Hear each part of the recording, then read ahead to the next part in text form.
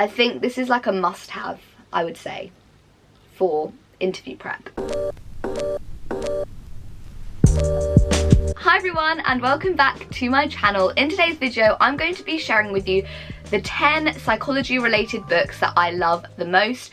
So we've got some memoirs, we've also got ones that are more like textbooks, but all of them have been so helpful in my development as a psychologist, and a few of them really did help me get onto the doctorate, I feel like. So yeah, let's just get into it. Oh, and also I don't have all of the books here in person because I do mostly rely on my Kindle. Now, I don't know what you guys do if you have a Kindle, but I'm thinking I might repurchase some of the books that I feel like I'll keep revisiting, because I'd like to build up like a physical psychology library. I don't know what you Kindle users do. So this first book is one that I am reading currently, so I can't give you a full review, but it's called The Man Who Mistook His Wife for a Hat by Oliver Sacks, which is a very well-known psychology related book, and I don't know why I haven't read it sooner. I think I kind of shied away because it's like a classic, I guess, and sometimes classics can be a bit dry, but honestly, this is not a dry book, especially for someone who's very much into neuropsychology. It's very interesting because it's written by a neurologist and he describes all of his different cases. So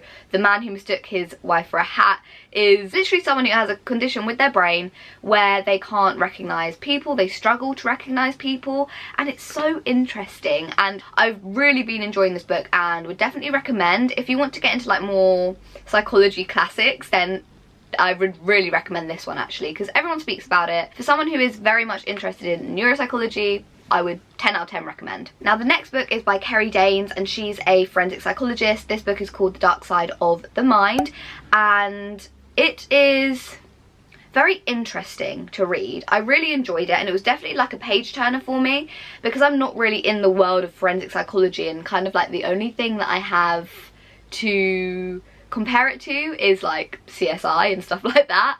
So it was quite interesting to like, oh, and Criminal Minds, oh my gosh, I used to love Criminal Minds. So yeah, that's kind of the only knowledge that I have. So it was really nice to kind of hear from the perspective of a real forensic psychologist, and you see her go like through training or parts of training, and then up until she's like qualified and like actually a forensic psychologist, quite a sought after forensic psychologist. And so I did enjoy it. However, I do think it maybe sensationalizes the role of a forensic psychologist, because I'm sure it's not as full on and as intriguing as the book kind of presents it to be. Now I'm aware that as a book you don't want to include the boring parts like admin and stuff like that, but I think there is that kind of concern that people might think, oh, like that looks so cool, but then in reality it's not entirely like that. So I don't know, I really did like the book, I really liked the writing, I found it very interesting, but I think some of the ways that it was presented might be quite, you know, made for Hollywood in a way, and I'm pretty sure it's mostly based on like true events.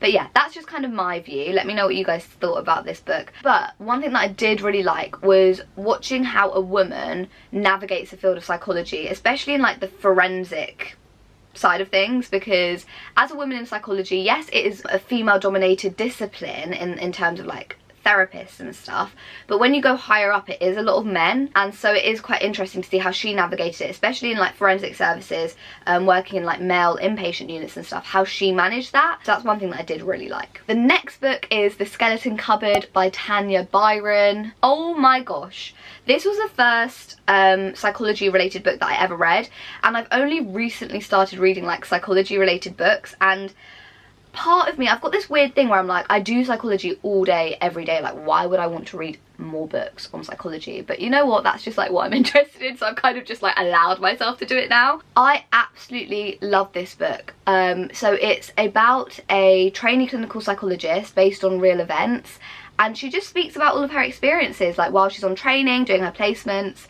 And I think, well, from what I imagine, obviously I'm not on training yet, but it's how I imagine training to be. It just, everything just seems like so chaotic. She's placed in really tricky situations. She's trying loads of new things, working in completely like different services, and it just makes me so excited to start training. I don't want to say too much about the book, but there is like a bit of a narrative as well, despite her like going through different placements. I really enjoyed it, and I think if you need something to ignite that spark again, I guess, for psychology, then read this book, because it made me feel really excited. And I just love it when things are kind of like close to home and things I can really relate to. I think she speaks really well of like the uncertainties of being a trainee, but also quite honest about how hard it is, and I don't think people realise how hard it is to be a trainee clinical psychologist. You hear a lot about like junior doctors and things, and I feel like it's nice to be quite open to the world about this career, you know. The next book is The Gift of Therapy by Irvin Yalom. I really enjoyed this book. I thought there was so much good information. I would love to kind of refer back to this book because there are so many different chapters on pretty much everything that you can think of as a therapist, and this one I think is quite good. I wouldn't say for like a new therapist. I think it would be more for someone who's maybe been in the role for a bit, like a year or so, because I think I would have found it very overwhelming if I read this when I first started as an assistant. So yeah, I think it had really good bits. I really enjoyed the chapters on kind of like self-disclosure, because that's something that I'm kind of exploring more as I develop in this field, especially because I'm online and stuff. So it's very interesting for me to read and really helpful for me to read about how other more experienced therapists have used self-disclosure to benefit their clients. And this guy has had so much experience. When he wrote this book, I think he had like 30+ years of experience in the field of kind of like psychotherapy, which is obviously insane, and so he's got a lot of wisdom. And I really enjoy hearing from kind of like more experienced therapists for that reason, because they have got so much wisdom and I would rather kind of like learn through them as well as my own mistakes. But it's nicer to learn through wisdom rather than like failing every time, you know. So yeah, I really appreciate this book. This is one of the books I think I might buy in paperback, because I think it would be nice to like refer back to if I'm struggling with something in particular during sessions, for me to refer back to, you know. At times, because it's got so much information, I'm like, whoa, like how the heck am I ever going to get to like that point? But yeah, it's it's really good. This next book is quite similar to The Gift of Therapy in the way that it gives you kind of like tips for like new therapists, or kind of like, it kind of hands down wisdom, I think, and that's how these two books are similar. So this book is Sometimes Therapy is Awkward by Nicole Arts. I love this book. Very different in the style of writing in comparison to Yalom's book. It's very kind of like user friendly, I think more aimed towards the new therapist, and it kind of validates all of those feelings as a new therapist that you have of like an imposter, also like what the heck am I doing, why am I here, how have I been given like this person to support.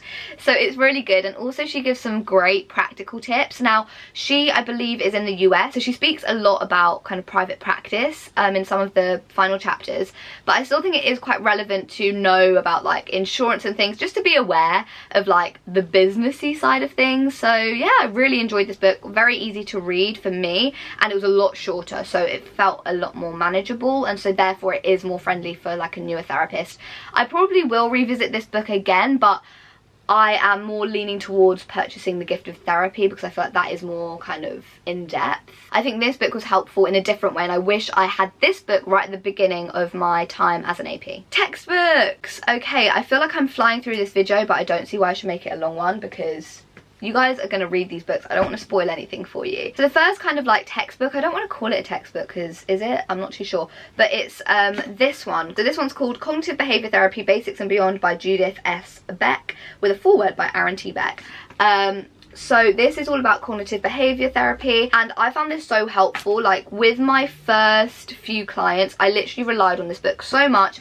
I really like it because it has pretty much like each session structure. Yes, I've highlighted in my book, which I kind of regret now. I really like this book because it literally is kind of like a step-by-step guide on how to do CBT. I love how they include transcripts. So if there's like a particular bit, so say there's a bit here on structuring your first session, so it literally says like, therapist, the evaluation shows that you have a moderate depression, and then patient size. So it kind of shows you what therapy might look like, which is quite good for someone really starting out. And if you've never kind of witnessed a therapy session before, this is really handy. It just gives you a bit more of an insight, and it's a really kind of like step-by-step hold your hand guide. So yeah, if you're going to be doing CBT in your role, highly recommend this one.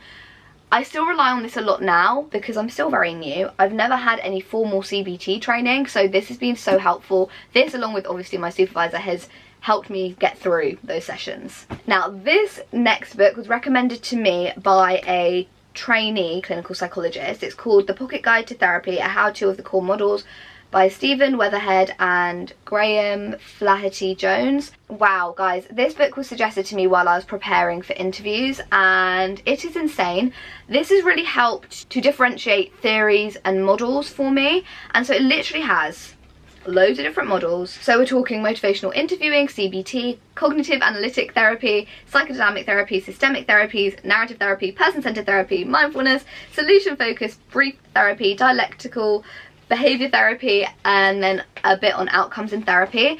Now each chapter has kind of like information about the model, then it goes on to like the application of it, and then also parts on formulation, and they give you like a really succinct brief explanation of each, and like it is just so good. It's such a handy little guide to have, and very helpful for interview prep. Honestly, the way that they explain formulations is so simple and easy to remember that I think this is like a must-have, I would say, for interview prep. It's quite a small book but quite pricey, but I would say it's worth the money. It's really good, and you can probably get it secondhand if you want to, but I'm really happy that I have this book, and again, one that I will refer to again and again and again. The trainee who I spoke to said that she still refers to this book while on training, so I think it's a good investment. The next book everyone has probably heard about. It's Formulation, Psychology and Psychotherapy by Lucy Johnstone and Rudy Dallos. This book, guys, is an essential for me in understanding formulation, and my supervisor says that she still reads through this book. It does what it says on the tin. It talks about formulation, different psychological models, so again, like CBT, narrative, systemic, all of that, but really helpful, very much in depth. And what I love the most about this book is that it uses the same 2 case studies throughout, and so you can really see the difference between the styles of formulation. So yeah, it gives you a very good in-depth knowledge. So I think paired with this one as well, they're both really helpful. So this one is like more in-depth, this one is kind of like a summary. I wouldn't really like suggest just reading this if you want to learn more about formulation. This is definitely like very comprehensive and a must-have in my opinion. This book is Counselling in Transcultural Settings, Priorities for a Restless World by Patricia D. Arden. I really like this book. This one was borrowed to me by my supervisor, primarily about supervision when I first started. Yes, I still have this like over a year later, whoopsie. It speaks about international workers, refugees, the use of interpreters, religion and spirituality, ethics as well, supervision, and evidence-based for transcultural counselling. And I think this is more and more important, especially as someone who is mixed race, to read things like this and to get some more wisdom on the topic, especially when I work in areas that are predominantly white, to just be aware of that and be aware of the things that might make transcultural therapy kind of different or the same. So again, I've really liked this book, and I don't think it's been shared that much online, so if you lot are interested, then definitely pick this up. And I really did enjoy the chapter on supervision. So I actually read the chapter on supervision at the beginning of my role, and I didn't really know what supervision was meant for, but this really helped to kind of provide some light on what supervision could be. And the final book, I've left this one till last because it's quite like a maybe niche book. So it's called Get Out Your Head by Jenny Allen. Now it's quite niche because firstly it's more of a like self-helpy book and from a Christian perspective. I think it's a really good starting place for Christian informed CBT. Now I don't think she actually outrightly says that what she speaks about in this book is CBT based, but it is definitely CBT based because she kind of picks up on thought patterns and vicious cycles and things like that. So it was quite interesting to read where you know that that's what she's basing it off of but hasn't outrightly said. But despite that, I think it is a really good book in looking at how everyday models that we use in psychology, like CBT, can be used in a way that is more maybe culturally appropriate for the person. And so I want to get more into this, as I want to be a therapist who is very aware of people's backgrounds and identities and use that in the therapy room. So reading this was quite interesting for me to see the potential of using people's religion in therapy. But again, it's a very kind of like self-helpy book, so just to be mindful when you're reading that, I'm not suggesting this is like a textbook style or like a memoir. It's definitely a self-help book, but allows you to see the potential of what Christian CBT could look like. So yeah, those are the 10 books that I have really enjoyed reading in terms of like psychology related. There are more coming. I'm still reading more about psychology, and I will share them with you as soon as I have read them. Now, I'm trying to do more kind of like real-time reviews on my Instagram, but I do have a backlog, so I'm trying to like slowly put them onto my feed. But do follow me on there if you want kind of more regular book updates rather than this kind of big clunk of 10 books given to you. So yeah, please give me some recommendations down below. I would absolutely love to hear what you guys have been reading and hear your views on some of the books that I've recommended. Please give this video a like if you liked it and subscribe for more content like this, and until next time guys, I will see you later. Bye.